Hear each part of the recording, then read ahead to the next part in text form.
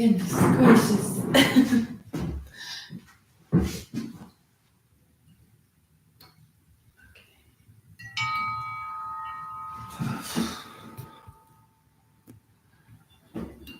All right.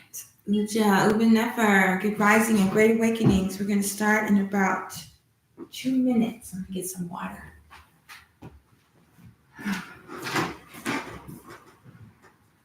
Not even 2 minutes.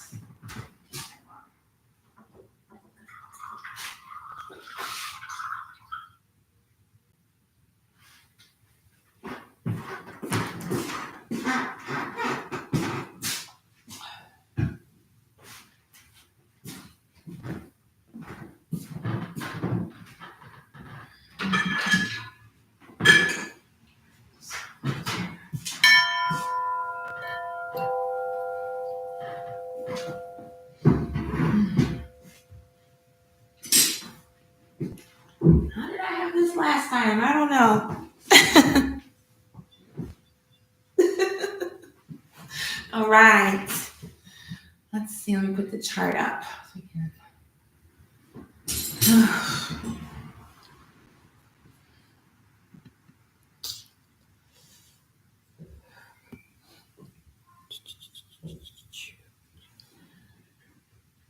Oh, man.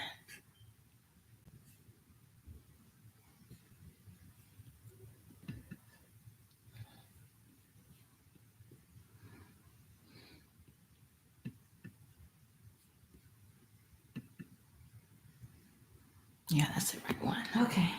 All right. Uja, greetings. Good Rising, Great Awakenings. Welcome to Wellness Wednesday at Grid Rising TV. Got this great little sign here. Oh, forgot to turn the screen around. Okay. All right. Oh. Did it share? No.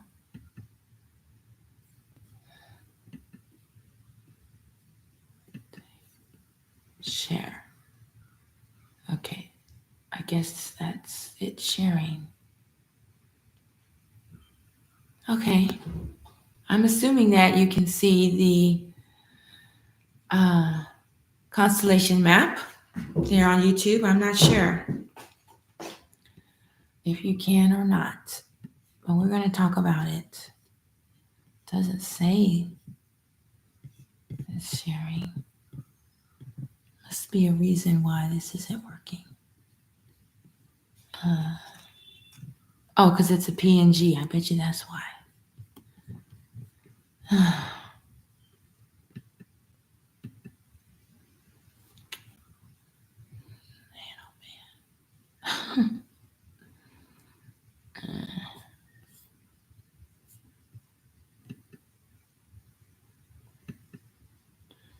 I think that's the right one.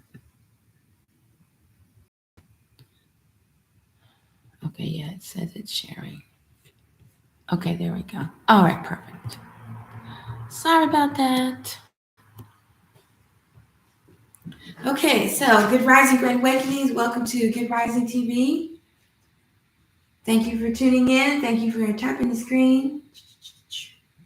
My name is Tachia, aka Arit, and today we're going to be talking about different topics in wellness, including astrology, sound healing, frequencies, and I wanted to talk about the flower essences, flower remedies. So today, let's start with the astrology for today. This is a 13-month sidereal astrology chart, and I'm only going to be focusing on a few aspects. So we have the Sun in sidereal Libra or Ma'at, Dua Ra, Dua Ma'at, and Pluto in this system. Pluto just moved into sidereal Capricorn. So that's Dua Asar, Dua Geb. And then the moon, I don't know how I missed it. The moon was inside of the sacred hoop for 3 days, 3 nights. I missed it. I wasn't following. Well, I was. I guess it got cloudy. That's what it was. And I just didn't register that it was in the sacred hoop, even though I couldn't see it. So I missed it. But right now, the moon has moved to sidereal Cancer. Yeah, sidereal Cancer or Kepra, there with Mars set. So we have creating Ma'at on Earth in our lives, using our creativity to create the conditions for Ma'at.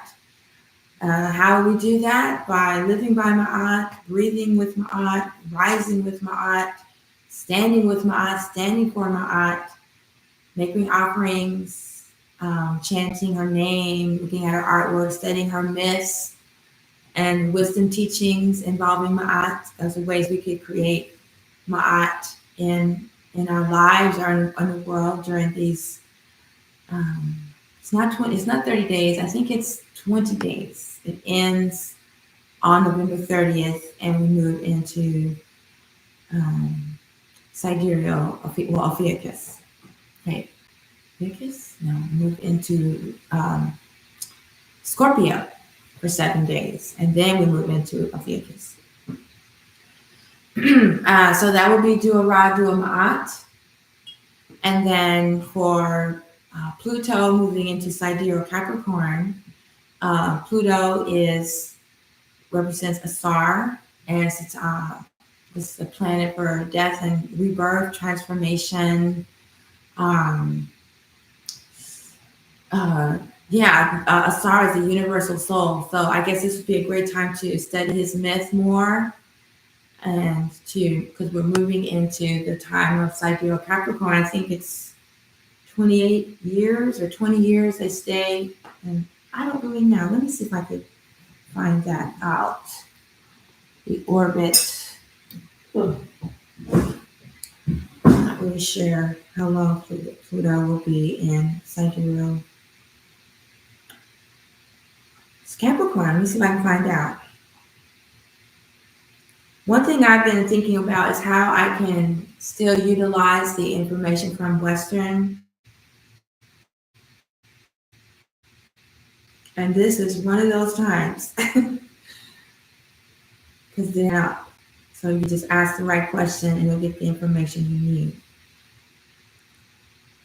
Okay, so it'll be there until March 2043. So that's about 20 years, 19 years. How long will Pluto be in Aquarius? Yeah. Okay. All right. So we've got a lot of time to deal with the effects of sidereal Capricorn, which would be structure, stability, financial freedom, security. These would be great things for humanity to be dealing with and for all of us to be learning from during this time. So Pluto in sidereal Capricorn, that would be a transformation of these situations, of the structures falling. I know it's in sidereal Aquarius. I mean, regular Aquarius, which would be a time of unity and brotherhood. It's being transformed. The world's being transformed. So I am really grateful for this time of the deconstruction of the matrix and establishing a more, a rebirth of a positive financial structure for humanity. And then the moon in Mars in sidereal Cancer. Well, anytime that you're dealing with the moon, when it's not full, at least at horoscopes, this represents Sheta, the cosmic scribe. And that's the time to be, it's writing in your journal. So the way I follow this is that when the moon is in a particular sign, then it's time to write about that, right? So, but also that represents transformation and Kepra, the scarab, is pushing up the sun every day, right? And then also it represents family and home in the Western system this time. But having Mars there, that would mean like your force, your direction, your willpower would be faced with not the ego, but defeating the ego. So that's how I would interpret this time as a time to write in your journal about how you can defeat ego or how you can conquer your ego. So that's what I would be focusing on. So I'm going to do the chimes and chanting. And since I just gave the description, I'm not going to put those in the chants. I'm just going to chant. Chant the names of the Netrabrit associated with what we just talked about. So I guess I'll take this down so you can see the chimes.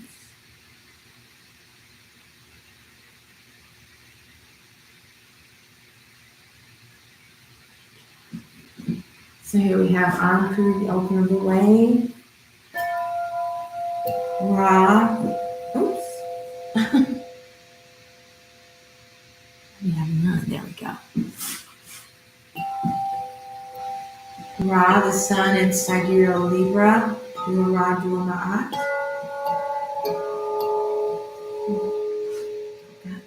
Yeah.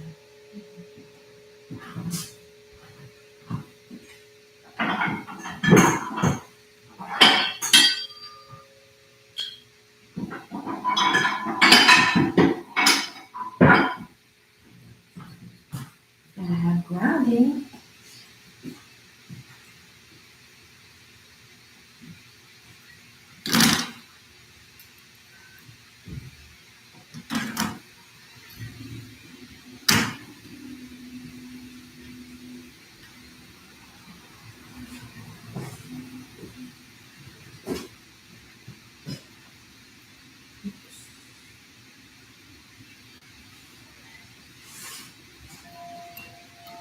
So if you're just tuning in, this is a cosmic chimes and chanting session for the 13-month sidereal astrology system horoscopes.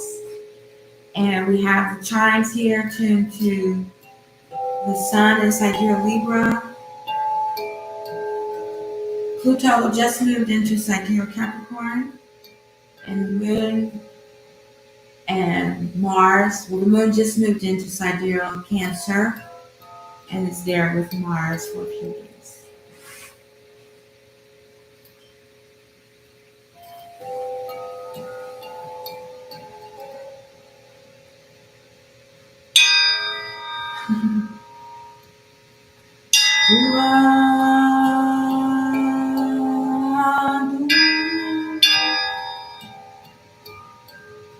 Okay.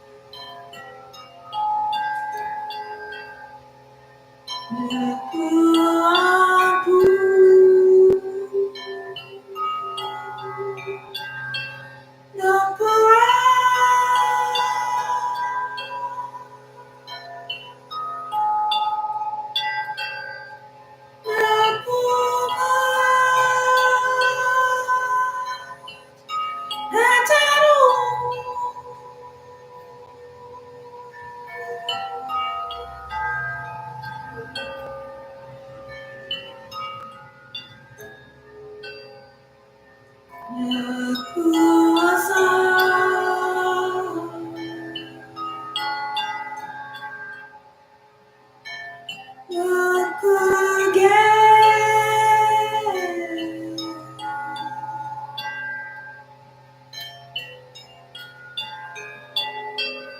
Ne pousse achète-toi.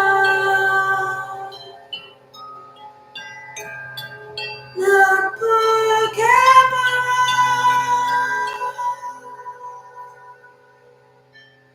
ne possède, ne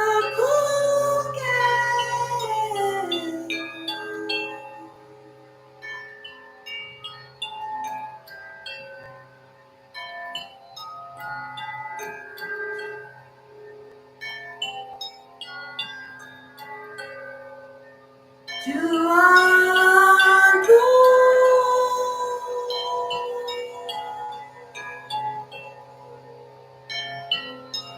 tu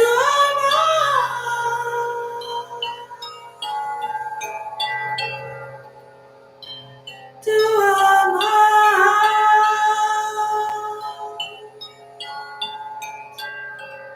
tu as ça.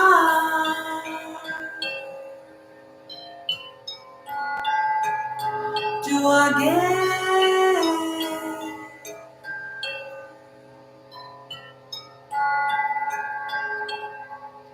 to us a shelter, to a campground, to a sand,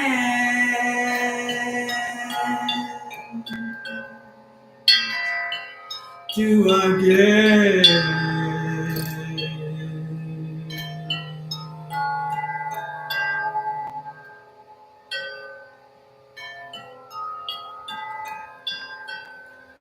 Oh, my blue.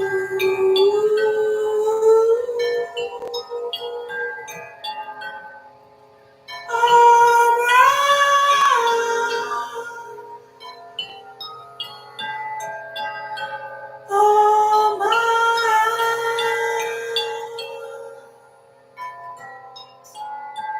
Oh, my soul.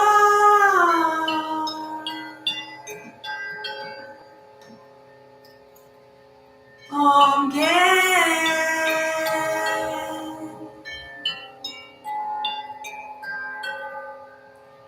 on the shelter, on campground,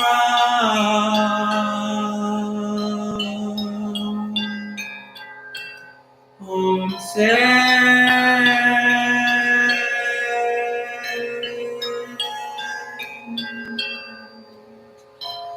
on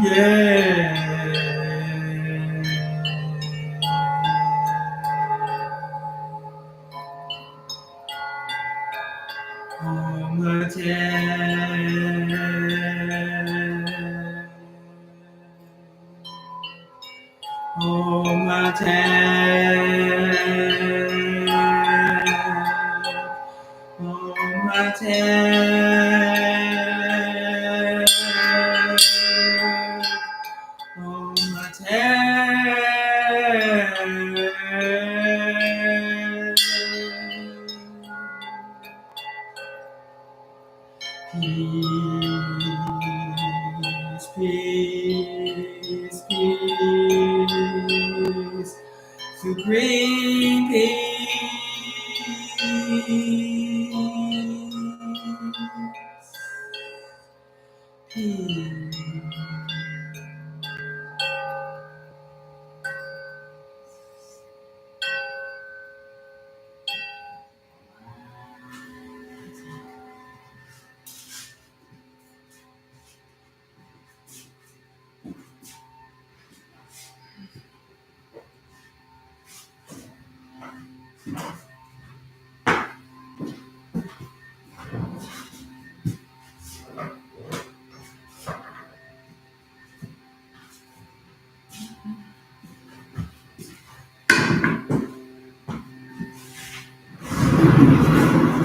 Right.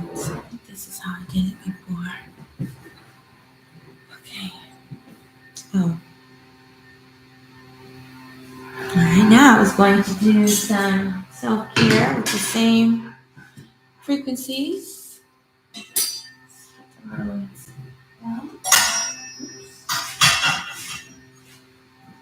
think I'm just going to move this over all together.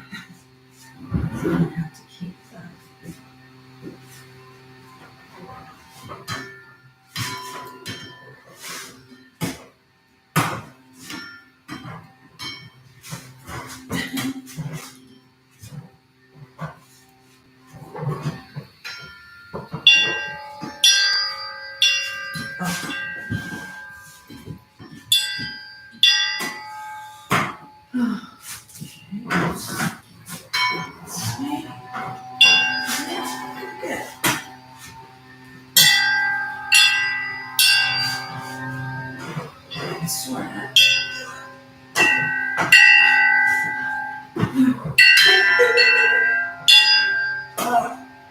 This is where it'd be nice to have an assistant here. Okay.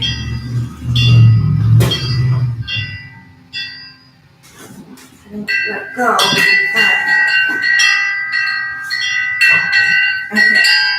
Okay.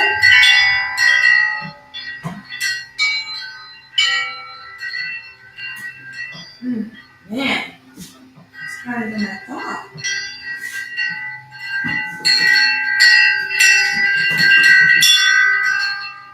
All right. There we go.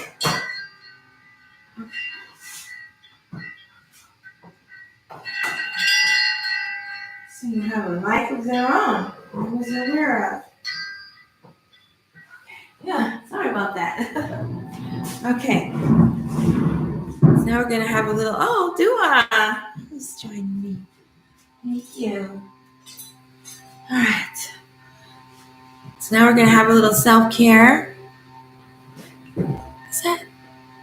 It's got to be Nitra. Can't see it. No, that's not Nitra. That is Skinny. Skinny? Thank you so much for the likes. Okay. Oh, I want to get the belt.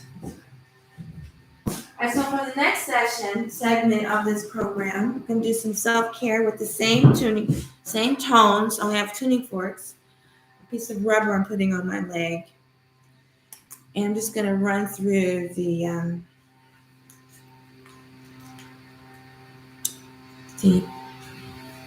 3 treasures. Okay. I'll start with Om for grounding. So even though I'm putting this on my body, it's as if you're receiving the benefits. Because energy doesn't know the difference. So it's kind of like a energy hack. So the purpose of this segment is to align your purpose with your desires and your thoughts. So your mind and your desires are always in alignment with your purpose.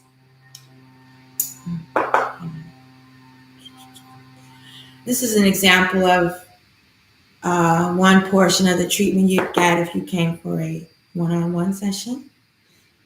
The 3 treasures.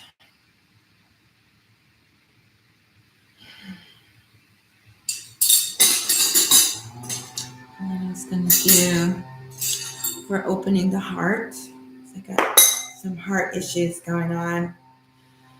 Letting go, healing the huge wound in my heart, I've been told. So I need to work on that more. Even though my heart chakra is open when I do readings or things, it's just a wound. I guess I've learned how to live with it. So now I have to heal it. Can't just live with it.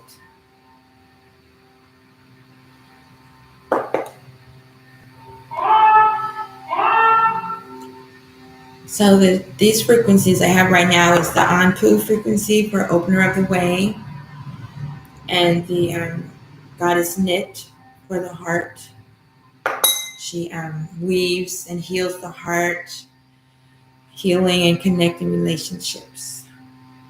Pluto and Sidereal Capricorn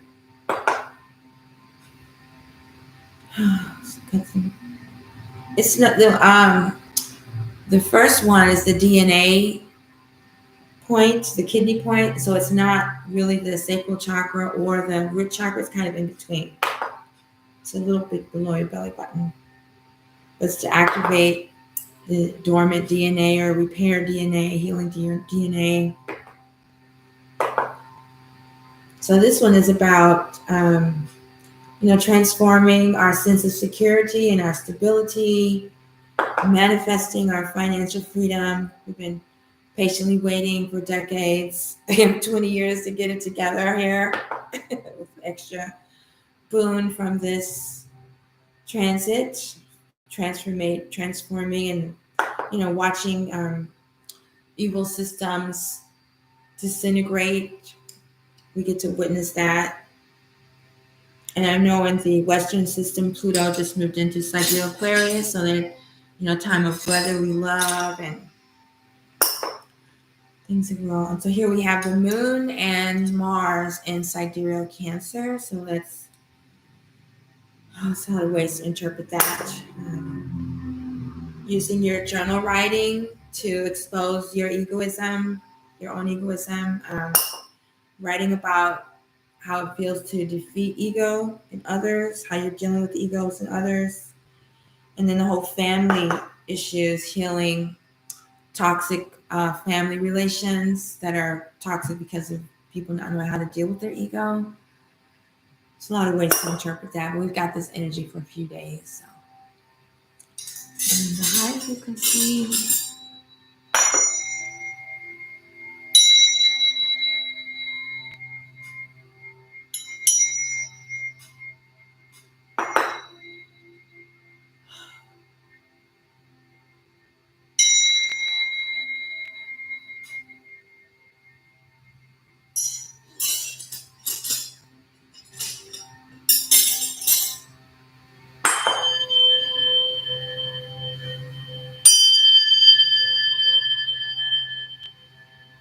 I forgot one. I remember doing this one. Using our creativity to create my art. If I forgot, we're doing it again.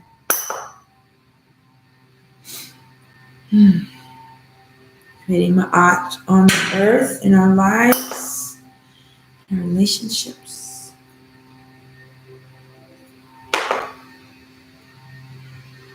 If you come for a session, I don't go this fast, but for self-care, I usually go this fast. Okay. When I got to this one, I was like, wait a minute, I didn't do that. Okay.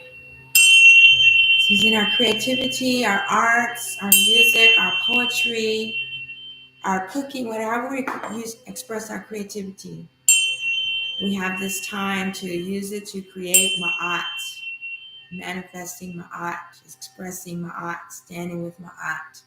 That's what we should direct our creative energies towards during this time until November 23rd. Then we move into Scorpio for 7 days. That's coming up. So I was like, oh, that's not till the end of the month. Oh, that's what time it is.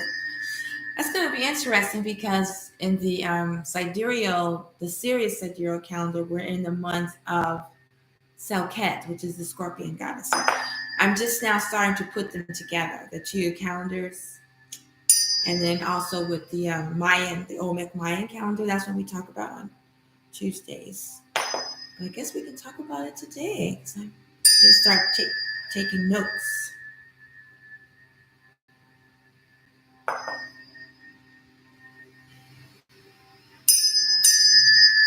Yeah, so we have this transit last 19 years. And last but not least, the moon and Mars, sidereal Cancer, Dua Capra, Dua Sesheta, Dua Set. Right.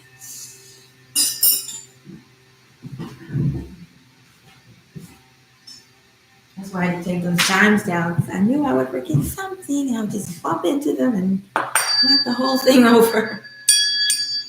So some more grounding. Like I said at the beginning, it's just like you're sitting here in this chair and I'm working on you. The universe, there's no knowledge of time or space, so I'm working on you right now. Or you're working on you. You're doing your own self-care with sound right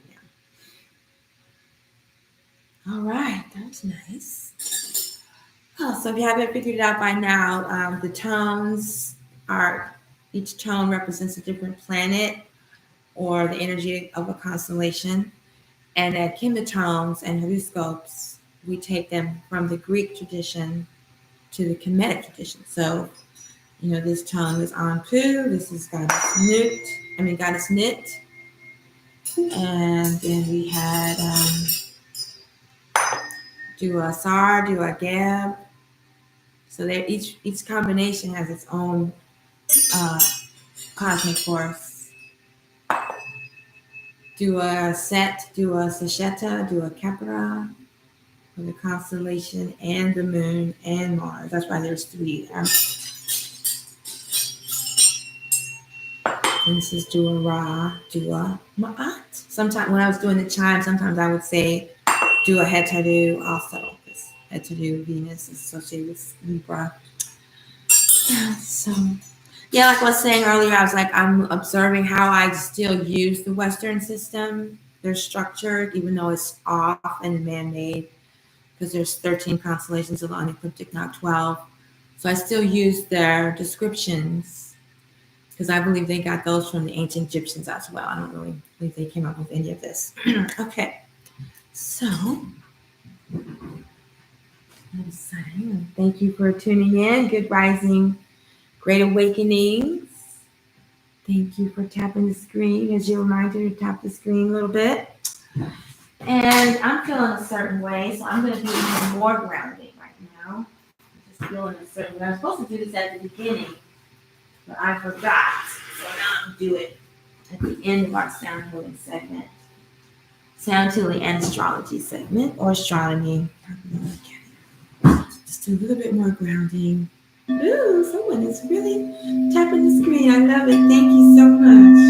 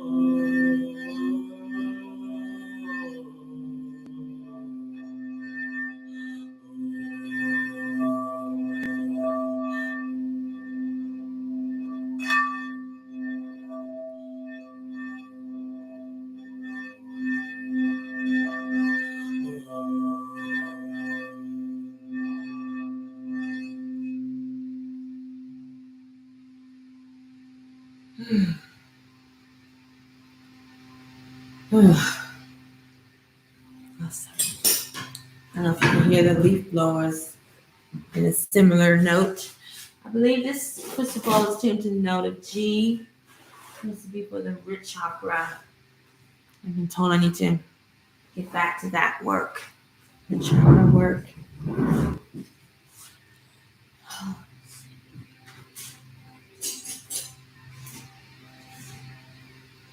Awesome.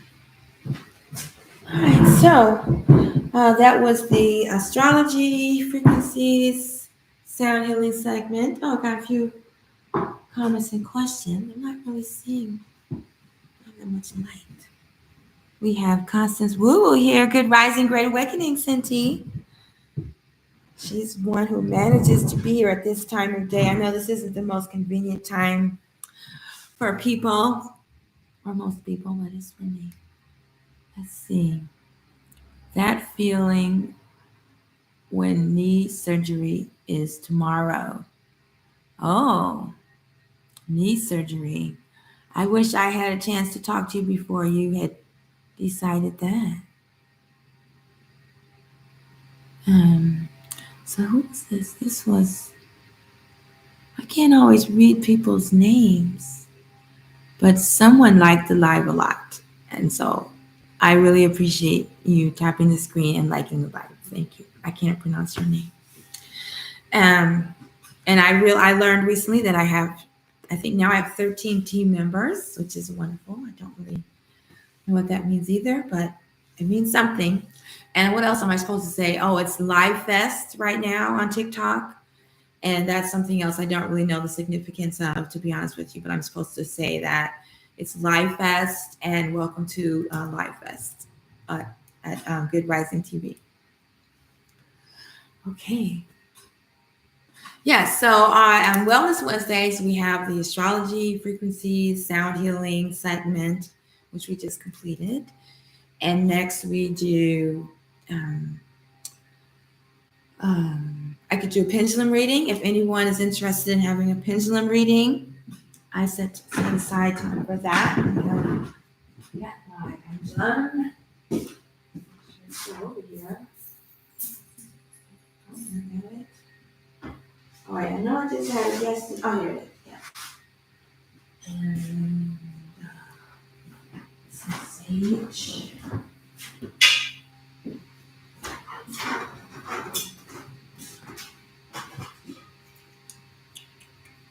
Oh, I guess I can take the screen share off because we're done with that. Okay. Oh no, I put the wrong button. It's okay. So I'm just gonna light a little sage and then we have my pendulum. Right.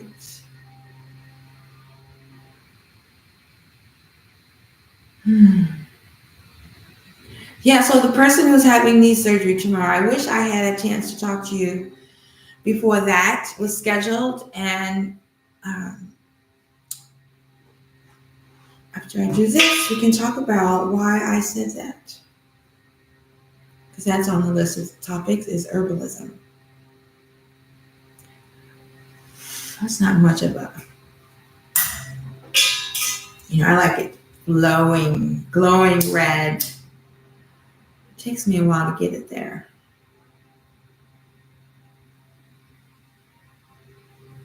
I don't know. It's probably because I really don't like using lighters and that like negates part of it. There we go.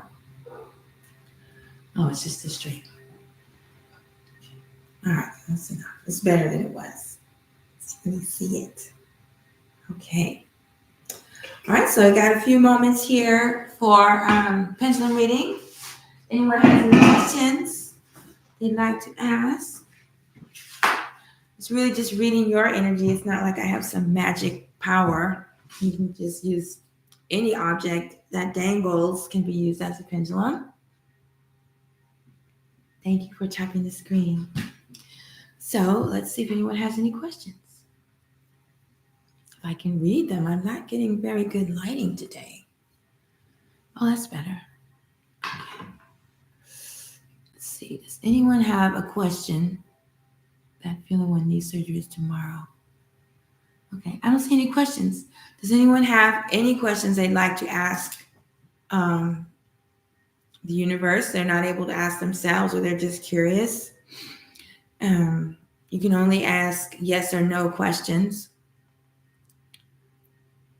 What's the picture in the background? Oh, that's not a pendulum question. I was like, that's not a pendulum question. The picture in the background. Can you see it? Yes. All right. This is an image of Goddess Nut on top, the night sky. Her body is covered with stars, which are her children. After your body dies, you go to the sky, you travel along the Milky Way, and you end up as a star, perhaps. And then we have Shu, the cosmic force of air, ether, inner space, who was sent by Ra to separate Nut from Gev, the cosmic force of the earth, which we worked with Gev a little bit today. So the story goes that when our universe was created, Nut and Geb were in an eternal embrace. They were so in love. They never separated. And so Shu was sent to separate them so that creation could come into being, because until then it was just a glob. And so they separated, and now we're all here. And I guess they would still get together. And I guess she got pregnant. And Ra was very angry and said she could not give birth. She was going to have to stay pregnant forever. And Jehuti devised a plan to give us 5 days so she could give birth to her 5 children. And that's why the year is 365 days long instead of 360. It's like a circle, a perfect circle would be 360 days. And so on those days, that's when we celebrate the Natarian New Year in July, or the Sirius Kemetic New Year in September, representing the time when she gave birth to, in the Natarian one, it's Ra. She gave birth to Ra, the creation. Ra, Asar, Heru, Set, Nebuchadnezzar, and Sothis, Sapdu, the star Sirius, and then it begins the Kemetic New Year. And I cannot remember what year it is right now. Let me see if I can find it on my album cover, because that was in 2022. Pautina Teru. I know they took it down because I didn't pay my bill. So I don't even know if the picture will still show up. Oh, there. It's still on Bandcamp. Okay. Yeah. So in 2022, it was the year 38,791. 89. So now it's the year 38,791. And that's because Nut gave birth to the extra days of the year. So this signifies the earth, Geb, the air, Shu, and the night sky, Nut. And some people will say that, and I don't disagree with them, that this is evidence of the flat earth, because there you have it. It doesn't, and so Nut gives birth to the sun, and that's what caused, and then the sun travels across Nut. It doesn't say that the earth is spinning around. There's no evidence of Geb spinning. There's no imagery of Geb spinning. The sun is represented as a disk, the way that we see it in the sky. It's not shown to have like any 3 dimensions to it other than a disk. So it's fascinating. It's a very good question. I hope I answered your question. And so I have that over my sound healing station. That's where I keep all my tuning forks, because each tuning fork represents a different cosmic force of nature, a different Neteru, a different child of Nut and Geb. And so it's, it just it's cosmic to me. I just love it. It's an altar in itself to Nut and Geb and Shu, of course. So thank you. Okay, so I don't see anyone that's interested in having a pendulum reading today. I'm going to go ahead and do one for myself then, because I'm going through a lot right now, and I've been getting some good guidance. I've been trying to figure out why all of a sudden am I getting this guidance, and I believe it's because I'm following the instructions of Queen Afua with her book Impeccable Listening. There's this particular order of things that I was doing like this kind of on my own order, but when I follow her direct order, I have to acknowledge that today I experienced some very impeccable listening. So, because I was trying to figure out what was it that I did differently today, but that's exactly what I did. I listened and I followed the order that she's laid out in her book, Impeccable Listening. And it told me that there's some other goddesses that have temples like mine. Theirs are more established, and I'm going to reach out to them and offer my support. So that was just some of the guidance that I got, but I got really specific instructions today. So I really appreciated it. Okay. So I was going to talk about why did I say I wish I had known you before you were getting knee surgery. Now that takes us to the herbalism segment of today's program. It's interesting because the cameras have different angles, and so I'm like, ooh, going back and forth, and it's just kind of trippy. Okay, some people are tuning in. So welcome to Good Rising TV. Good Rising, Great Awakenings. Why do I say Good Rising when most people say grand or whatever? It's because God is good, and we are gods and goddesses rising in consciousness, rising in understanding, rising in knowledge of truth, and loving ourselves. So that's when I say good rising. I'm not talking about the sun rising. I'm talking about your divinity, your awareness rising. So I'm greeting you. I see you. Thank you for tapping the screen. Okay, so the last time I was on here, I held up a jar of myself and I got a violation for, I guess I didn't pay money to advertise my own products or something. So I'm not going to show you the jar. But however, there is a formula called Dr. Christopher's bone, flesh, and cartilage formula, or it's called Regeneration Tea. It's called BF&C. It's got a lot of different names. And then I add my tea chia herbs to it to make it. So I have a tea chia bone formula. And Dr. Christopher's bone formula,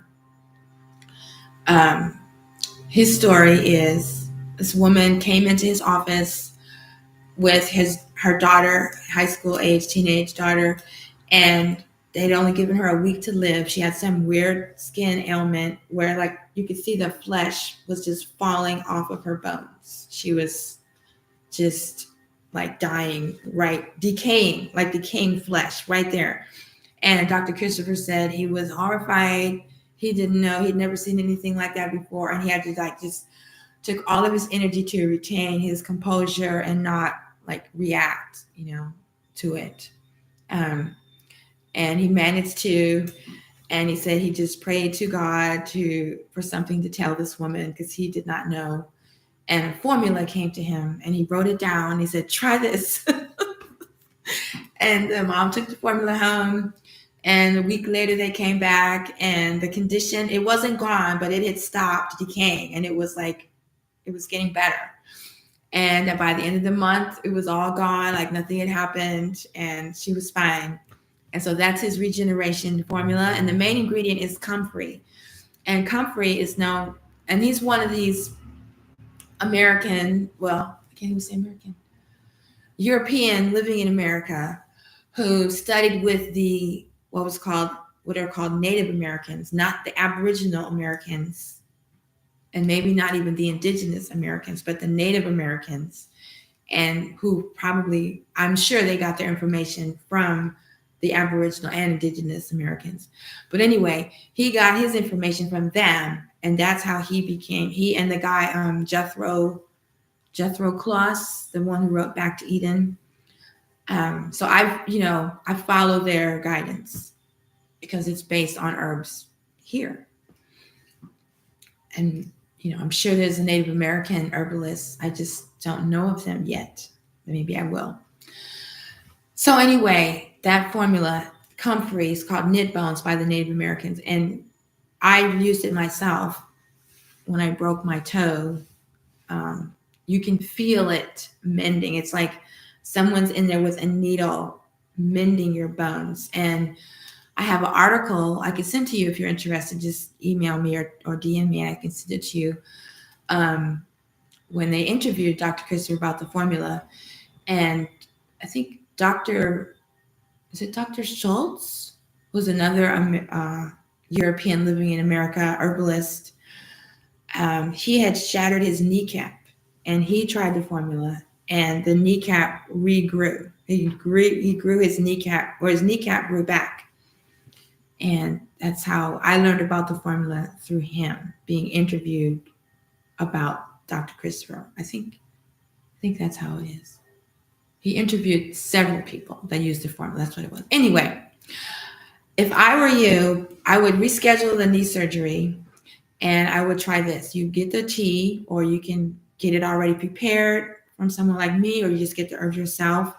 You soak the tea for 8 hours or overnight, and then you simmer it for 20 minutes and then you strain it, and then you simmer it till it goes down halfway. So you start with a gallon of water, and you end up with a half a gallon of the tea. And so you every day you drink a cup of tea, and I recommend warm. And you soak a cloth in the tea and wrap that cloth around your knee. And then after that, I have a salve. I make a bone salve with the tea and my special blend of herbs. It's tea chia bone wellness salve, and then you apply that to the knee. And then you can order the bath salts, the bone tea bath salts. And you take baths in the tea. And they have soap, they have shampoo and conditioner because it also grows hair. It's on bone, flesh, skin, tissue, muscle, cartilage, nerves, and hair. 8 things. Yeah. And you get as much of it as you can in your body. And I don't know how long it'll take for the kneecap to grow back, but you'll start to feel it growing and you'll feel progress. So not that you asked me, but if you did ask me, that's what I would recommend. See, I want to ask a question, but I'm just too overwhelmed to focus on a question. Oh, well, if you think of a question, I'll be here until 9:30 a.m. And even if we don't get it done by 9:30 a.m., you could just text me or DM me or whatever, and I can make a video of me with your question. So there's no pressure.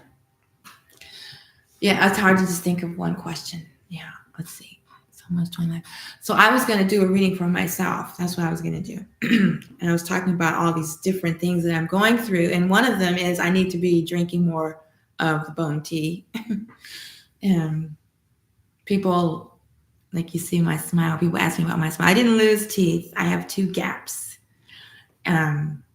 But I need to keep drinking the tea so that the gaps don't get wider. I got Invisalign, not that anyone asked. Invisalign, and I need to do that more often. I need to drink the bone tea because it really helps. I'm just giving you examples of the bone tea. And then I had some friends. These 3 stories is what convinced me to talk about the bone tea and start selling it. One of them, when her daughter was 3 years old, she fell off the counter and bumped her tooth. And when they went to the doctor, the dentist says, "Oh, don't worry about it. It's a baby tooth. It'll fall out when, don't worry about it." But when she turned 13, it became infected. And when she went to the dentist, she said that the bone in her gums had completely worn away and her teeth, all her teeth were dangling by their nerves. They weren't in there solid, and they wanted to install a metal plate. And she was like, "No, I'll do anything. I'll drink the tea. I'll do anything. Don't make me put a metal plate." So she made clay with the tea, and they applied it every day, and she drank a cup every day. And when they went back to the dentist a month later for x-rays, the dentist, "This is impossible." So there's my question. It takes a month. This is impossible. The bone in the gums had grown back completely. This is from what I told you, made it clay with the tea. That's in the Chia Bone Wellness Salve, and you can buy the tea from me also on my website. The second story I like to share about it is, and the funny thing about the girl, the young child in the story, she's the reason why my teeth are like this, because I was visiting her. She must have been like 10, I don't know. And she stood up suddenly and bumped my teeth. And it was the same day that I had bumped my mouth on the microphone at rehearsal. And I wasn't paying attention. Back then, I didn't love myself, so I didn't even look at my reflection in the mirror. I brushed my teeth with my eyes closed. I didn't look at myself when I got dressed. I was in a really bad state. And I didn't even notice what had happened to my teeth until after the divorce. So anyway, the second story was we were homeschooling mothers, and one of our friends that we studied herbs together, she's the one that, we studied herbs together. And she's the one that was really vocal about this formula. And so anyway, she was a soccer mom. We were always driving our children to soccer practice. And I guess she wanted to be on a soccer team. They had a soccer team for parents. And her first game, she fell down and broke her arm in 2 places. And they said she was going to have a special cast with 6-inch pins sticking out, and she was going to have to wear it for 6 months. And she was like, "Fuck that shit! I got stuff to do. I got to take my kids to soccer. I have my massage practice. I do yoga. I don't have time for that." So she made her own cast. She soaked the cast materials in the tea, and she wrapped. She did this every day. She drank the tea. She drank so much tea that hair on her arms started growing. And when she went back to the doctor a month later, they told her that there was no fracture, there's no sign of a break, nothing. And they were like, "This is impossible." Just like, yeah. And then the third friend that was in the group, she was like the teacher. The third one, her father was 90, 90 years old, 90 years old. And he was a contractor, and he was installing a second floor over her house. Maybe it was a garage, and she was putting a second floor over the garage. I can't remember, but he was on like a 20-foot ladder, a 30-foot ladder, and he fell. First of all, and he was installing a rain cistern. So that's amazing for someone who's 90 years old, right? But he fell, and usually at that age, when you break a bone, that's your bone, you don't recover. But they soaked the cloth in the tea and wrapped it, and they applied THC oil, cannabis oil. Oops, I'm not supposed to say that. They applied this special herb, and I make salve with the special herb as well, the plain and the Basti blend, I call it. And they healed, and he went on to finish the second floor addition. And he died of natural causes at age 97. So those are my 3 stories, not to mention my own stories. Lots of friends have used it, but those are the most powerful. So anyway, to the person who said, like, having to go get bone surgery tomorrow, I don't know if you meant that, but if you do, I would suggest you just try this for a month or 2. And if it doesn't feel any better, then get the surgery. Okay. Okay. I'm too with monetizing my spiritual gifts. I know that I'm called to work with animals, but I'm just struggling to find my place at this animal wellness pet care world. I am an herbalist and in Indianapolis, and I'd love to get a copy of the Comfrey article. Okay. What is your email address or your phone number? I can text it to you because it's on my phone. Yeah. Okay, so I went off on that little tangent. What time is it now? Oops, there goes my pen. Does it tell me what time it is? 9 o'clock. Okay. Alrighty then. Well, the thing I really wanted to talk about today is healing trauma with flower essences. So I guess that was my little talk on herbalism. On the main herb in that formula is comfrey. And I will send you the article if you send me your phone number or email address. You can DM me if you don't want to put it on here. My email address is lightbeingwellness@gmail.com. Let's see. I'll type that in there. lightbeingwellness@gmail.com. And then I also have a business number. You could text me and I'll send it to you, 773-571-1591. Or you could text me and I could send it to you that way if you're interested in getting that article. Okay. Oh, I guess I dropped the pendulum. I never did ask my question. Here we go. So let's see if I remember what it was.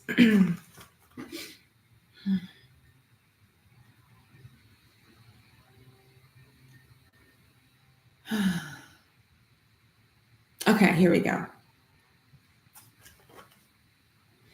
So as you know, I've been talking about how I'm going to start the online temple membership for subscription offerings of cosmic adorations when a planet or the sun is inside the sacred hoop, and I missed the moon this week. The strength. Cosmic chimes and chanting, which we had a little bit of this rising session today, where I play the chimes and chant for the astrology chart for the day, and I do more sound healing. Spiral dance. The spiral dance medicine wheel, which is an offering, a ritual that the indigenous and aboriginal peoples of the four directions rise up in alignment with the Hopi prophecy, which states at this time, the third shaking of the earth, the indigenous people of the four directions would come together and share their teachings, and then we would have the truth, which is why I'm focusing right now on Kemet and Tamari, the Pyramid Galactic Series Cultures. We do that on Tuesdays, American Tuesdays. And then the Akusaneb, the yoga meditative movement posture system, offerings online for that. And then the Hesiu Neteru divine meditation that was, I'm going to be bringing forth, that I received as a result of the green flash sunrise on October 17th, 2022. So those are going to be subscription offerings. So I'm going to ask the question about the Akusaneb. It's got to be yes or no. So about the Akusaneb temple subscription. Am I ready to start the online offerings of Akusaneb? Says yes. Am I going to start the subscriptions first? Paid subscriptions? Do I start with the paid subscriptions? Or it says yes. I was going to say, oh, okay, yes, okay. Or let me just ask, or do I just start with it at no subscription just for practice? No. Okay, start with the subscription service. Okay. Should I start now? No. Or wait until the winter solstice, December 21st? No. Wait until Ophiuchus, December 1st, starting then. Okay. All right. There we go. That was my answer. I didn't know when to start. So I'm going to start with Ophiuchus. How we're going to bring in Ophiuchus is by my first subscription offering.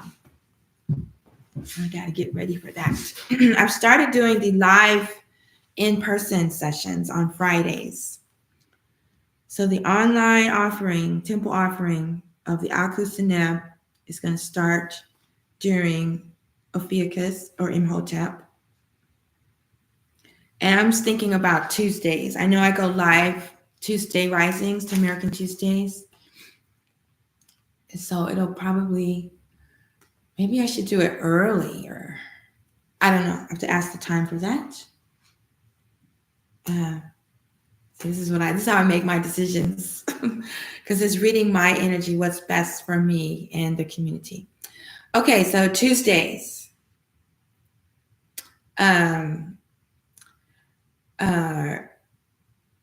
Let's see, Tuesdays I do this. Yeah, I wouldn't want to do it before. Okay, Tuesdays after Good Rising TV or Tuesday before Good Rising TV? No, okay. Okay, after Good Rising TV. Okay, so Good Rising TV is over at 9:30. I guess 12 noon? 12 noon. Okay, there we go. 12 noon on Tuesdays. Okay, that's how I make a lot of my decisions. There's a perfect example of, I learned that from this super wealthy woman who was my influence coach for a while when I could afford it. And I know Constance is talking about how are we supposed to make a living with these gifts. And what I've realized is we're not making a living with the gifts. When we're sharing our gifts, our lives are sustained and manifested by the divine. And we just have to trust and believe that. And I would go to like shelters. I would go to shelters for starters and see if anybody there was interested in your services. And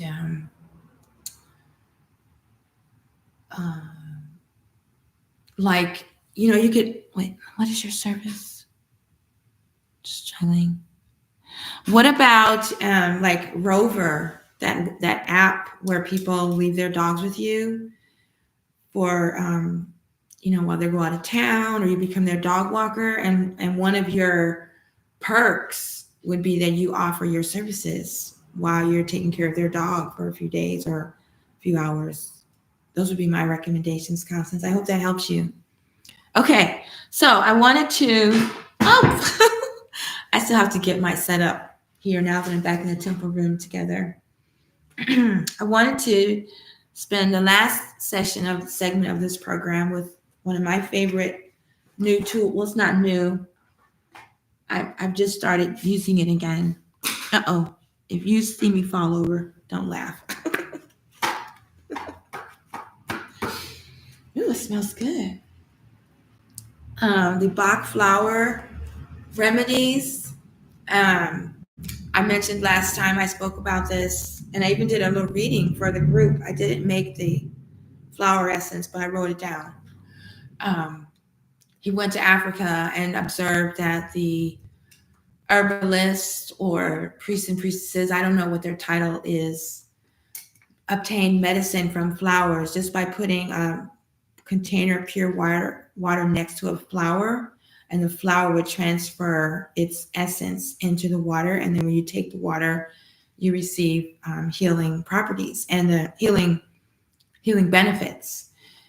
So each flower essence has a different property, and it's not essential oil, it's not distilled, it's not homeopathic, although people compare it to homeopathy, but it's not prepared by like drops or those type of proportions. And once you make the essence, then you only put 2 or 3 drops in your water.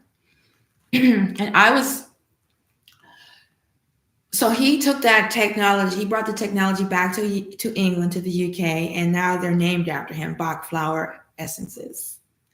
Now they're named after him. And where's the other book? Oh, there it is. And he has 38 that he works with, the 38 Bach flower remedies or Bach flower essences. And then he came up with another one, which is 5 remedies. It's called rescue remedy. Like if you have a broken bone, or someone's in a car accident, or someone is like, just totally traumatized, because they were in a fire and they're watching or like survivors of the tornadoes or the floods, we should always have a bottle of this with us because you never know when you're going to need it. But he became the world-renowned expert on it, and then now they have all these teaching materials. Like, I wish they wouldn't make the letters so fancy because I can't really see them. But look up Bach flower remedies.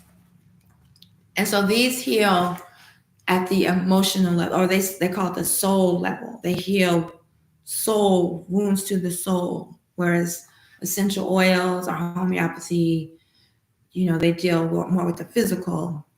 Essential oils, you can use them for physical ailments as well as emotional, and homeopathy is definitely for physical ailments, but these are for soul healing, and they're extremely useful for healing trauma. So it was recently made known to me that, like I said earlier, I have a deep gaping wound in my heart because of my estrangement with my older daughter and their dad. I mean, we're divorced, but the grief is just sometimes it's unbearable, combined with the from the assault, not to mention all the oppression from living in this construct of Western imperialism.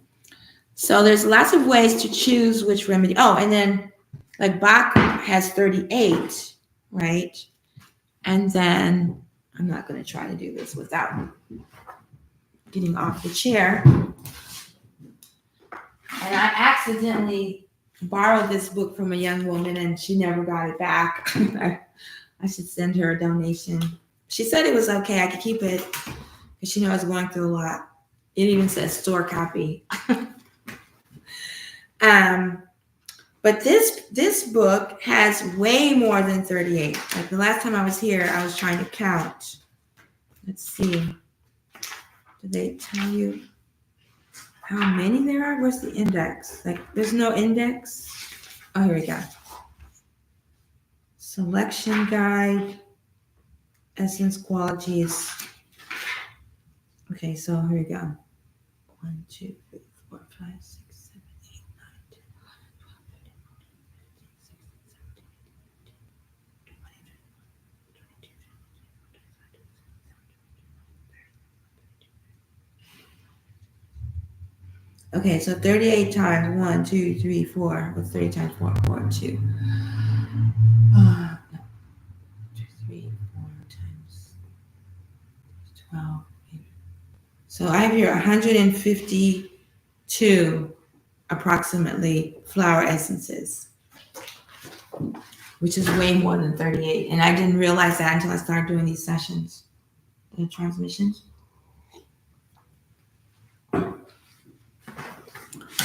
So what I wanted to do today, because I started taking them again with grief. Building my confidence. The next thing I knew, I was back on here going live and just talking to people, where before I was doing music offerings or sound healing, and I wasn't really talking to people like I wanted to. So I'm doing this. Oh, I forgot to pick up a pen. I'm like 3 feet off the ground or 4 feet off the ground. Okay. All right. So I wanted to look up the ones for grief and loss. So this book is, okay. So let me just read a paragraph about what this is all about. I think I read that last time. What are flower essences?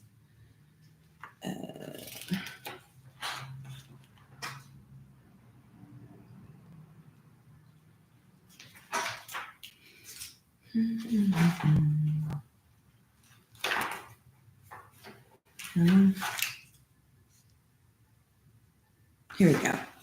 This part is about how to use the flower essences. Selection guide, soul issues and themes. This repertoire contains over 3,200 entries grouped according to basic soul issues, situations, and age or population groups which share common themes. This section includes a broad range of topics, but it should not be viewed as an exhaustive compendium. It would hardly be possible to capture the countless subtle states of consciousness associated with flower essences, requiring a book not unlike a dictionary or encyclopedia. Instead, the repertoire is intended to survey general categories which can be considered in a practical yet creative manner to assist flower essence selection. The first step in using the repertoire, I say repertoire, I guess that's French, is to identify the major soul issues through counseling and self-reflection as described earlier. During a client interview, it can be helpful to jot down keywords or phrases used by the client and impressions of gestures and voice qualities which give clues to important emotional issues. The next step is to look under each appropriate listing of Part 2 to find the descriptions of specific soul issues and corresponding flower essences within that category. This should be done with an attitude of exploration and dialogue. Is it a fear of things which are known, mimulus, or unknown, aspen? Is it a fear of the hostility of others, Oregon grape, or a fear that one's own powerful emotions may erupt, scarlet monkey flower? These inquiries can be part of the questioning process used to select essences for another person and can help elicit further conversation and insights. As the essence choice is narrowed down, such questions can help confirm the accuracy of the selection. Note that some entries address the negative state of mind, some the transformed state of which is the goal, and some include both polarities. It is important that we become familiar with the bipolar nature of flower essences, both the state of imbalance and the positive or transformative potential. In selecting appropriate essences, we may start with the positive goal and then uncover the emotional or mental pattern which blocks this purpose. Alternatively, we may start with the client's pattern of imbalance or suffering and then determine the positive quality which needs to be developed. Therefore, the listings in Part 2 are a mixture of both positive and negative indications for the essences. Consider each statement and evaluate whether it is appropriate. If a description seems close but not totally applicable to the situation, make note of it anyway. You may find another interpretation of the essence's qualities which seems more suitable. As you survey the various categories related to the main soul issues, note any essences which appear in several listings. These may be important ones to consider. Study also the related categories cross-referenced in the listings you check, mark, and see this. See also, you may find other appropriate essences or new perspectives on essences you are considering.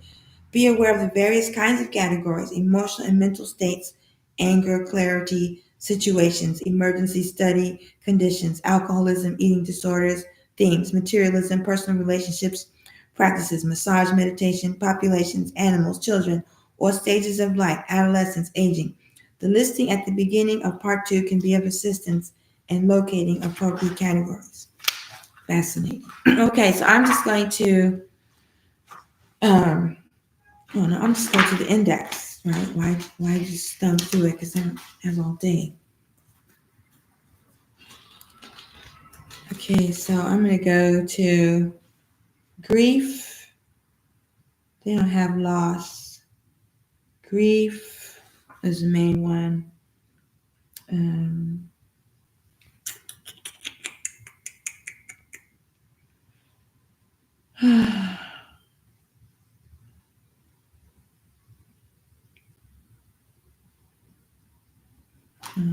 Okay, I'm gonna write down the pages. So I'm gonna do grief. I know that one.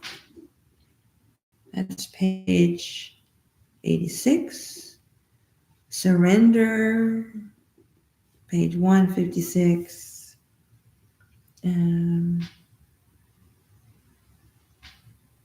Self-actualization, 142. Let's see.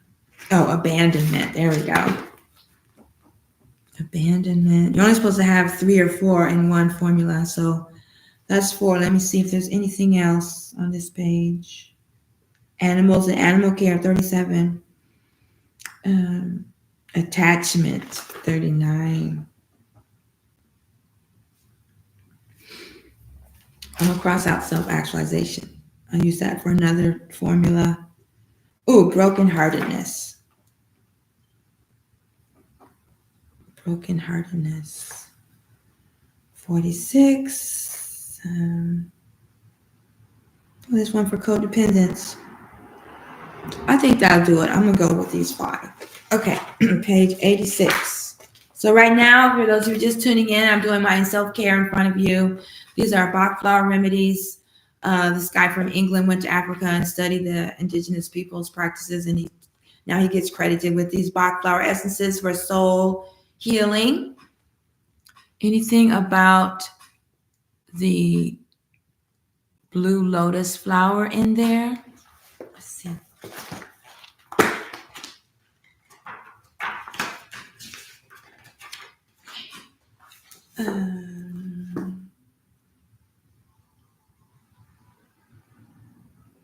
Not the blue lotus. Let's see. Lotus, page 234. That'll do work. And then what do we have here? Emotional, spiritual, soul healing from seems also almost impossible. Brain's been speaking to the divine feminine mother within. Okay, so I will look up lotus. And then I'm working on grief and loss from my family. That's my trauma. You're talking about SA trauma. So I'll look that up. The one thing that's helped me a lot, in addition to the sound healing, because I have my own, issues of that, even though it's been like 40 years, it's still an issue. But now it's more of an issue. Now what I'm dealing with is how it's broke apart my family. That's what this is. Even though I'm talking about my family, it's still a side effect of that. Yoni steams. Have you tried those? That really helps. It's it's like a physical, you can like feel the steam and yeah, yoni steams. That's what's helped me a lot. Emotional, spiritual, soul healing. So let's see. I'm sure they have one for just trauma. And they do not. They do not have one for trauma. Okay, so let's work on um what, like they were saying, you work on the objective you want. So how would you know that you've healed from this trauma of this I guess it would be uh, yeah, they don't really have one for trauma because all of this is about trauma. I would go with purification. That's page 134.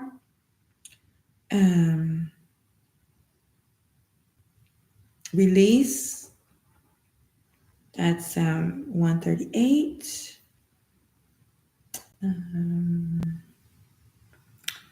Self-acceptance. Self-esteem. Self-esteem. 144.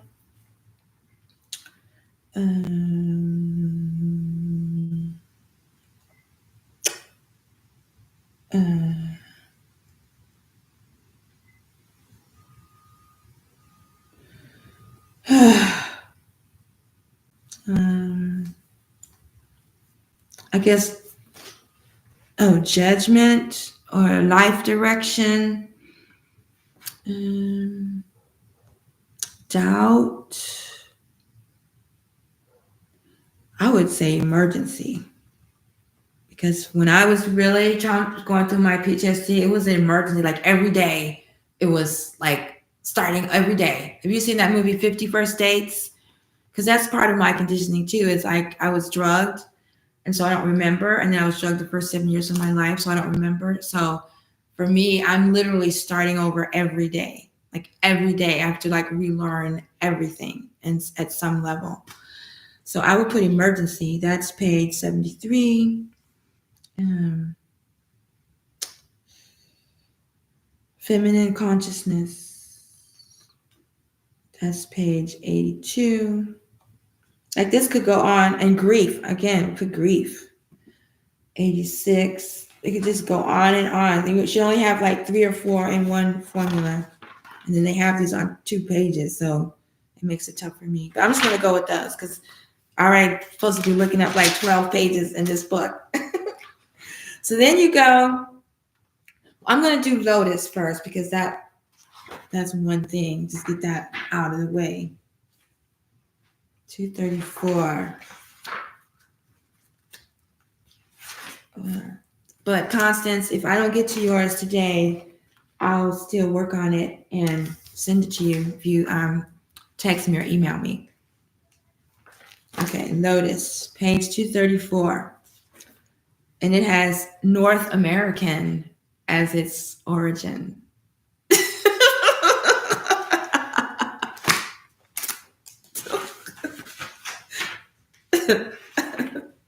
What?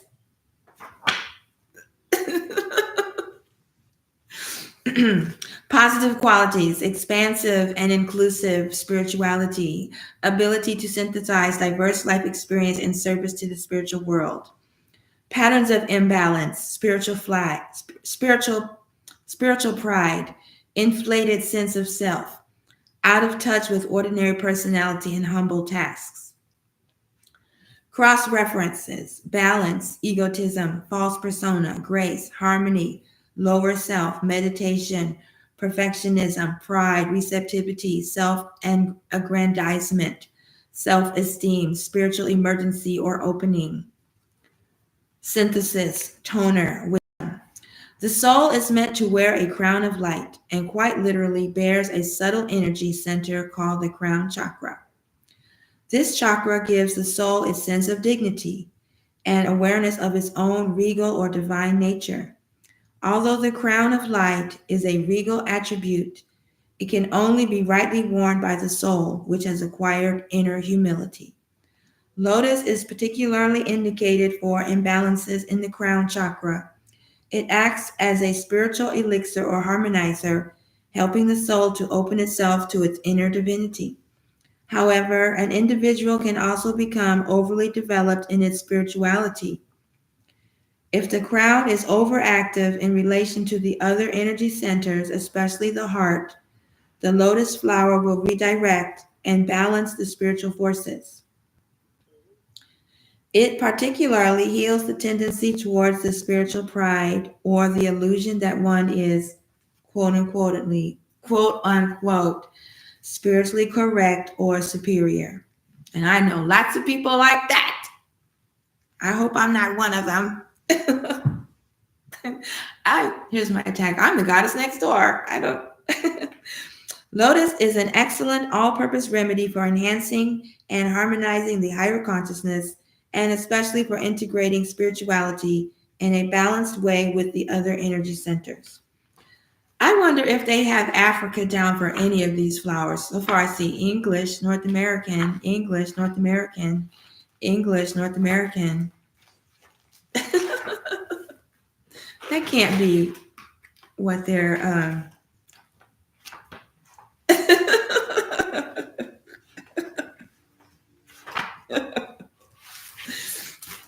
Okay.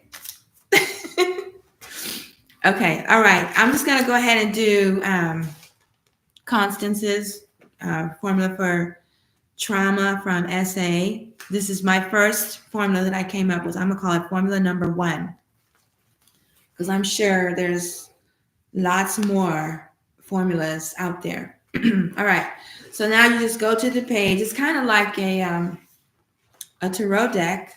You just go to the page and look up the meaning, or what we're going to be doing is choosing from the remedies that I have, because like I said, this book has 152 flower essences and I only have 38. Okay, purification. Chaparral, I have chaparral.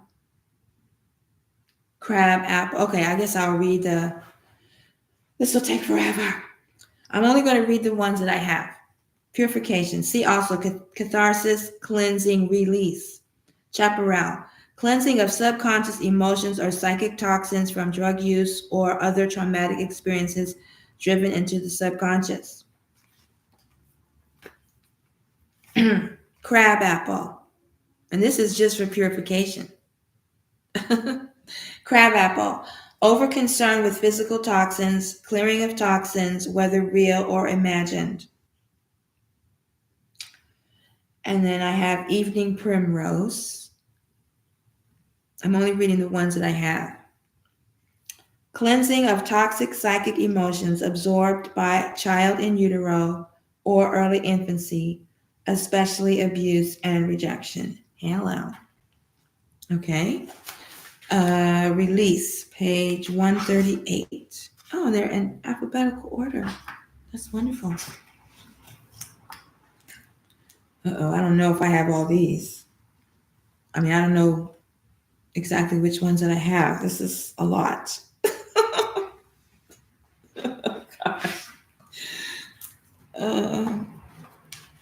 So, yeah, I'm not organized. I'm going to do my best. Let's see. I just need a list of them in the kit. That's what I need right now. So, without falling over. Oh, we got the little cards here. I can see which ones are in the cards. Because I can't read. So get familiar with them. If they were alphabetical order. Okay.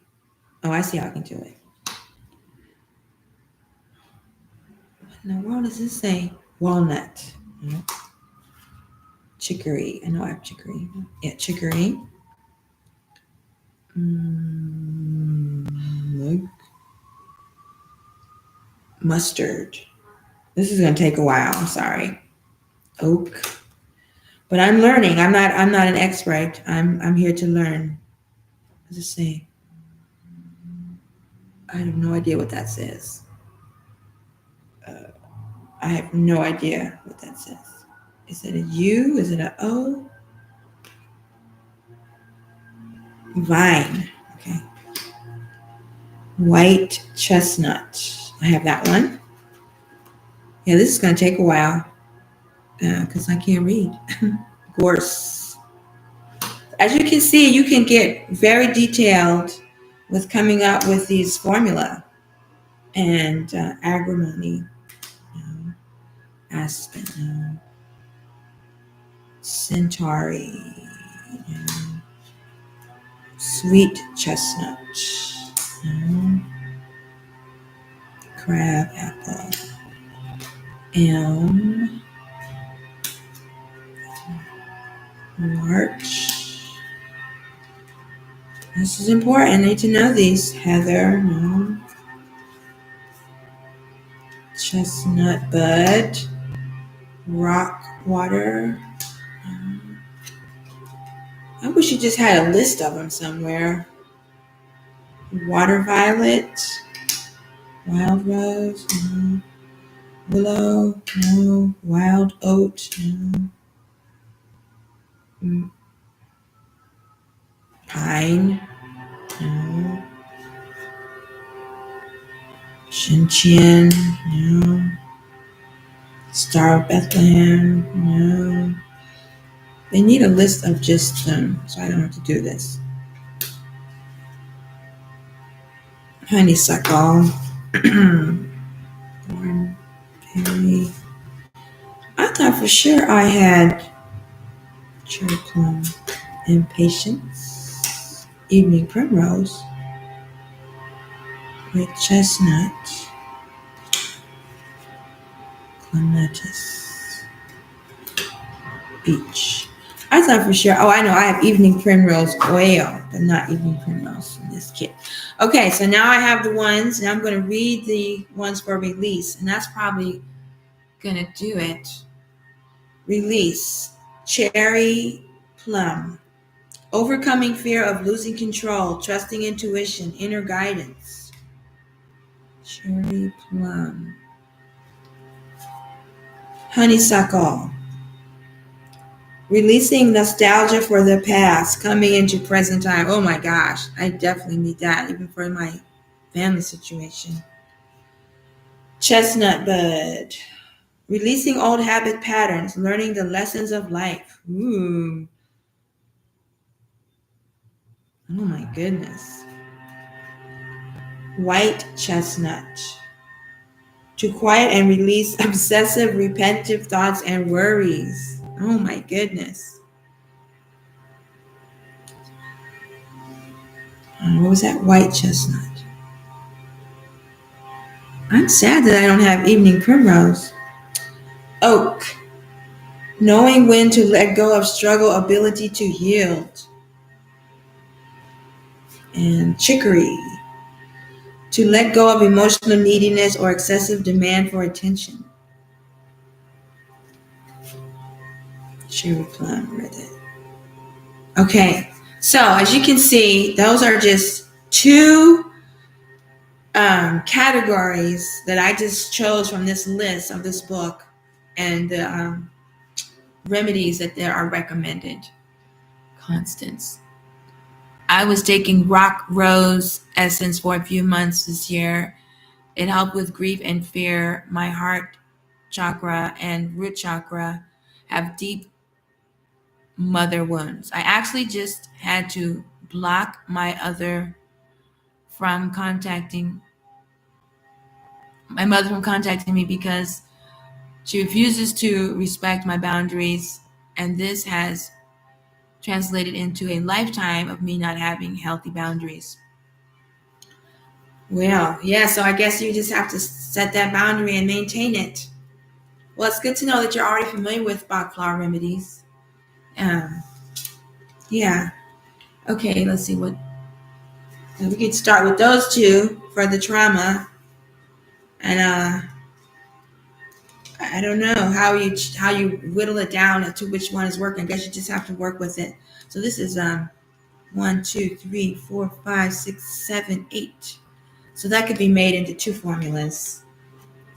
One for the purification and one for release. 1, 2, 3, 4, 5. Yeah. Okay. Those are two formulas. number 1 and number 2. And then you can add those drops. You can add it to candles. You can add it to bath water. You can add it to salves or lotion. You can make soap with them. Okay, and now I'm going to go to 1, 2, 3, 4, 5 conditions. Page 86, grief. Oops, that was it. 86, grief.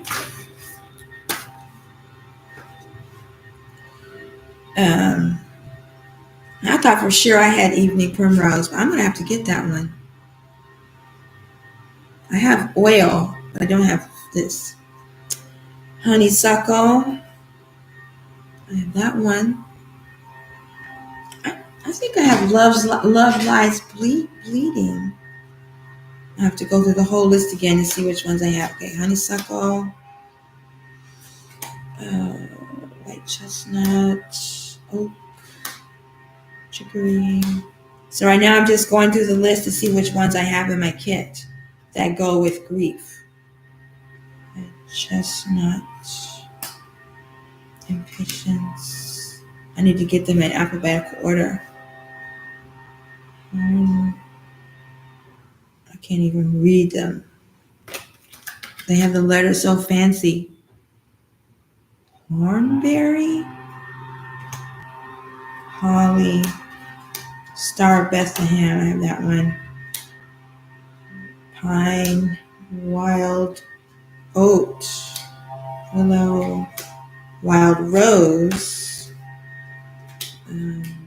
rockwater,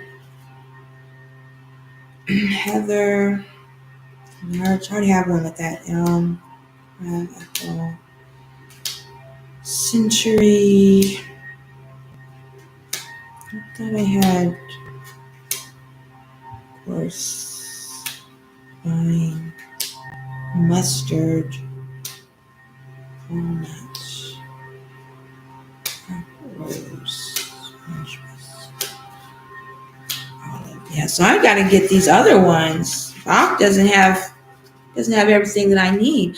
I said that I was going to look for an African source since this is an African tradition.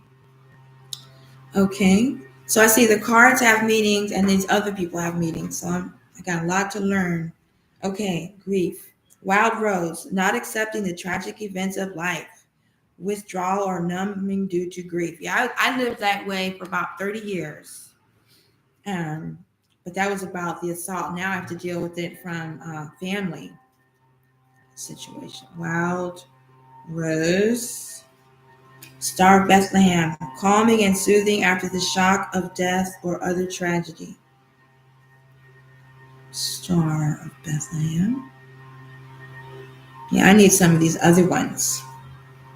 Chicory. Is this chicory? Chicory.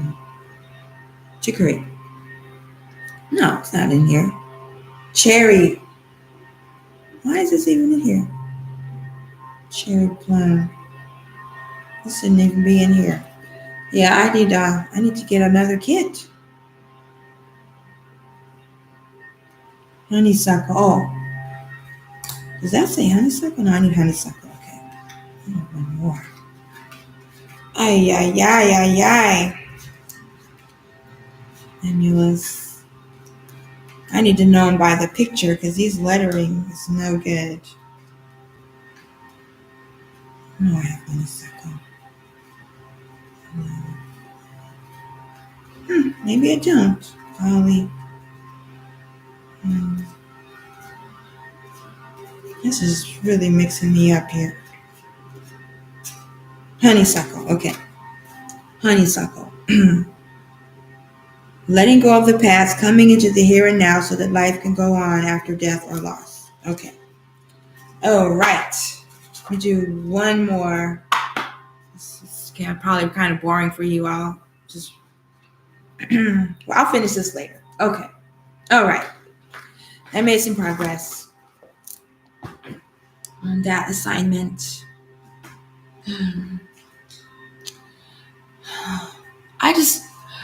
I understand leaf blowing. They want them off of the sidewalk or out of the street because they cause flooding. But why? I don't understand why they rake them or blow them off of the grass, because the leaves are food for the trees. And so whenever I hear the leaf blower, it's like really irks me the wrong way. And they just, sometimes they do it at 8 o'clock in the morning. Okay, we got another comment.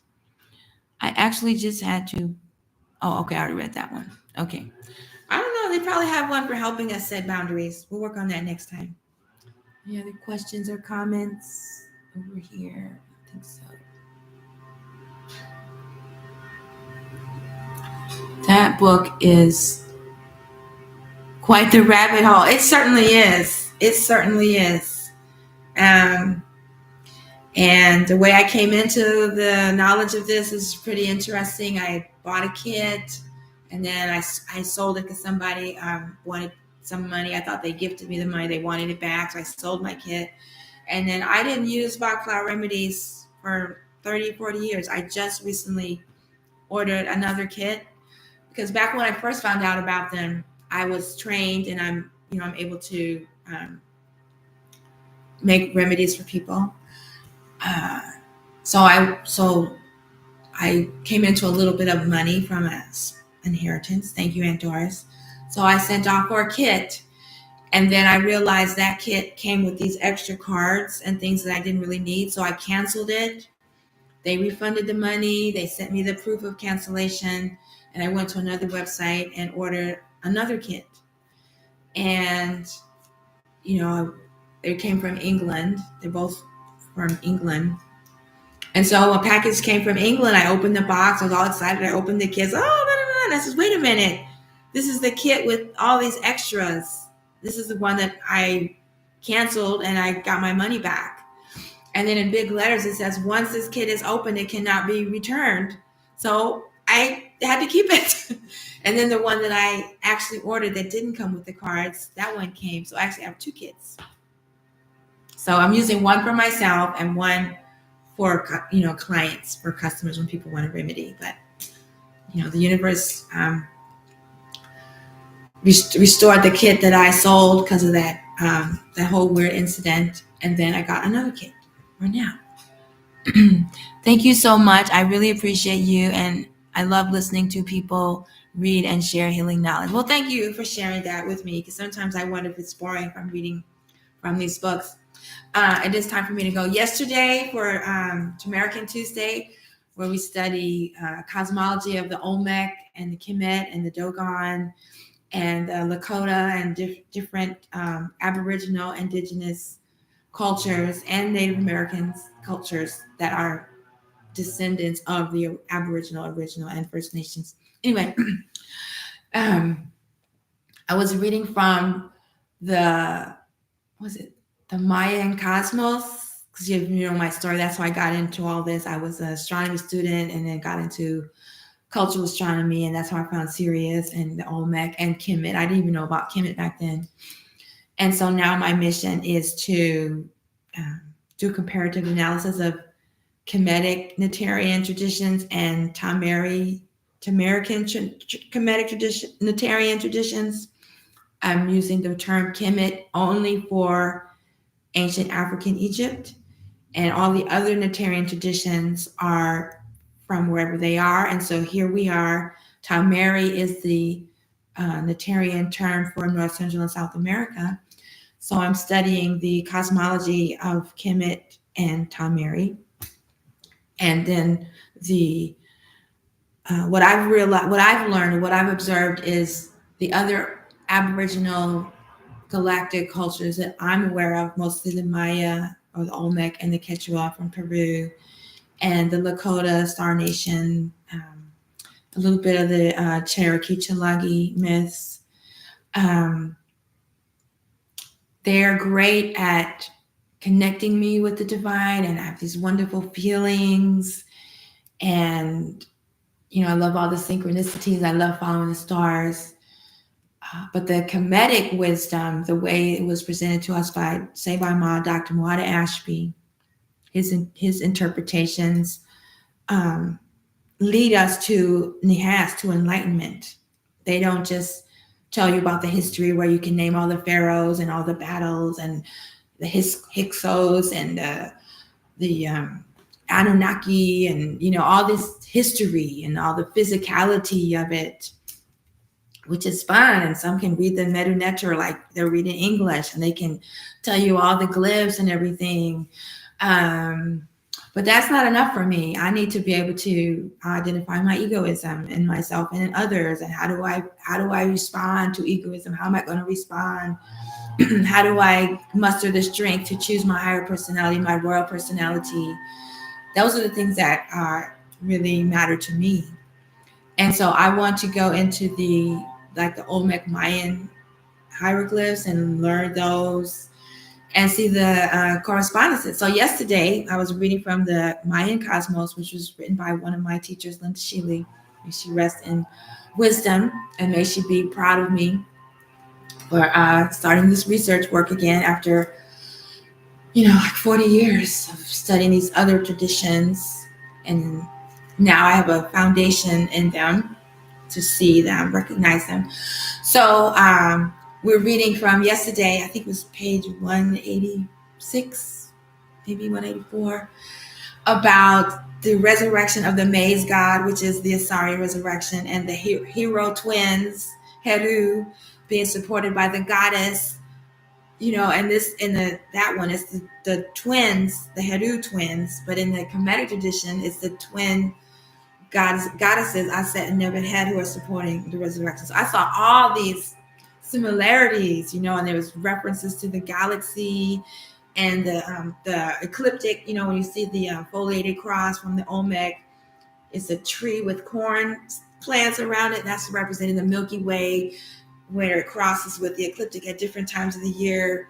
They study the Milky Way, not just the sun and the moon. They study how the ecliptic crosses. Like sometimes it'll be like this, sometimes it'll be, that's their clock.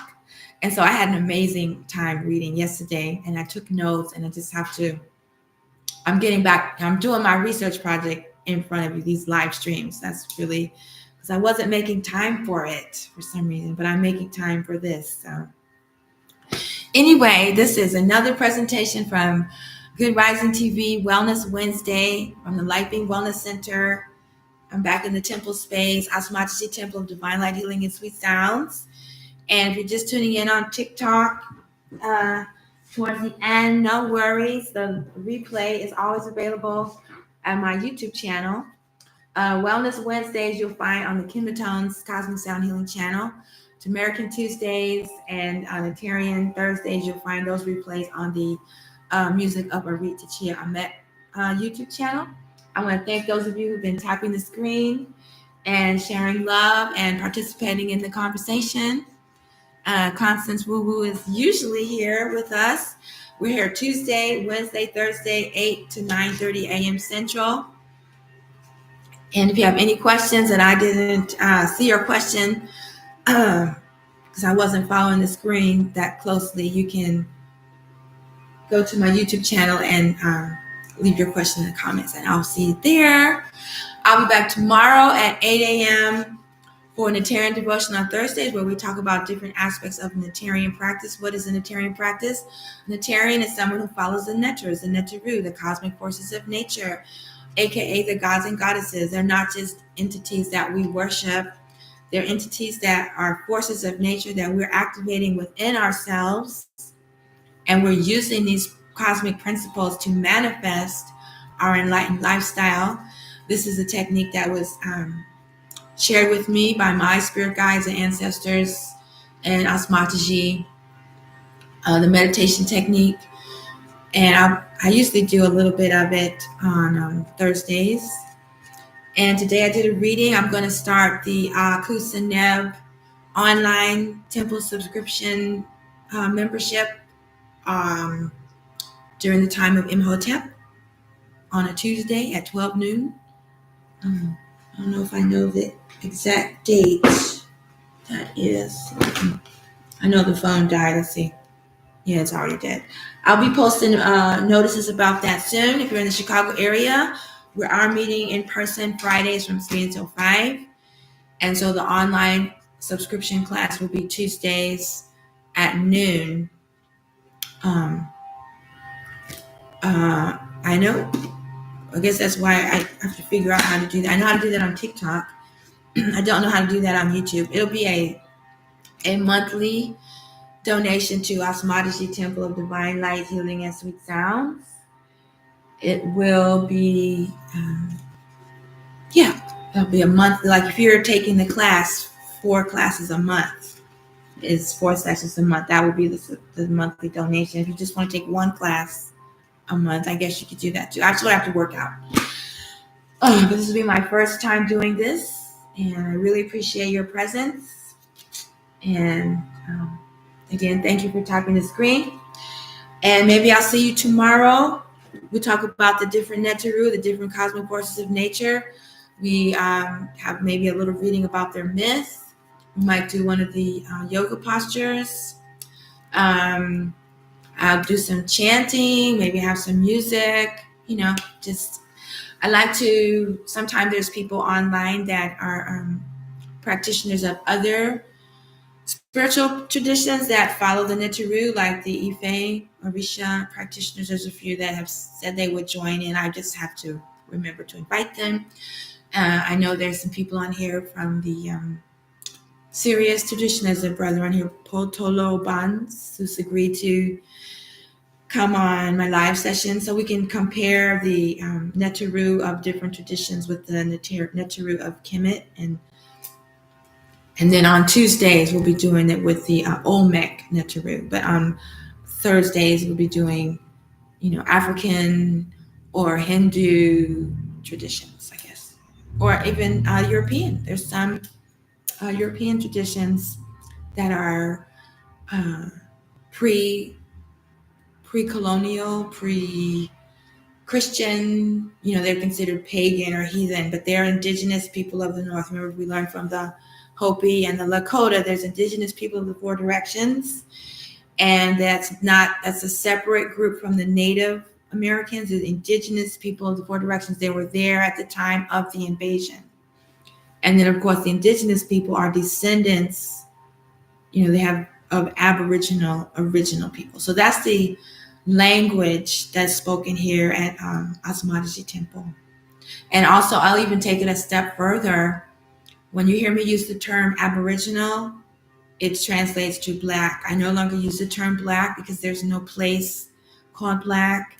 There's no benefits in the legal system of identifying as Black. Of course, outside of the legal system, we're just talking amongst ourselves, Black History Month, things like that. That's the construct that was forced upon us, and we use it to communicate. But if I'm talking about my identity, it would be Aboriginal to American and a Unitarian practice. And that's what I mean when I say Aboriginal, just so you know.